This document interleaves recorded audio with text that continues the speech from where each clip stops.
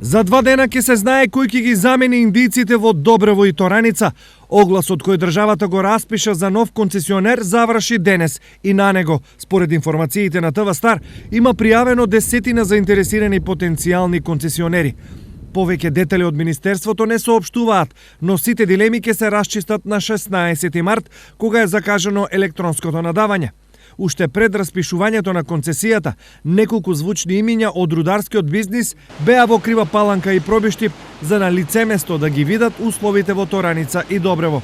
Пред 2 дена беше новите собственици на рудникот САСА, американската компанија, предходно беа и Солвеј, руската компанија, и неколку други компании, Генезис, австралиска компанија. Имаме најави дека и наредната недела ќе присуствуваат неколку други компании, едната од нив е Минеко, односно англиска компанија, која што исто така сериозно заинтересирана.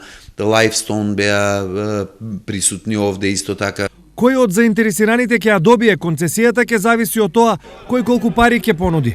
Одлуката со нетрпение ја очекуваат околу 1000 рудари од двата рудника, на кои им помина правото на технолошки вишок, па сега без денар пара седат дома.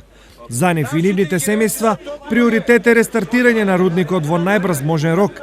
Што поскоро да се рестартира рудникот, да почнеме со работа, да работиме, да произведеме и да земеме плата за гола екзистенција.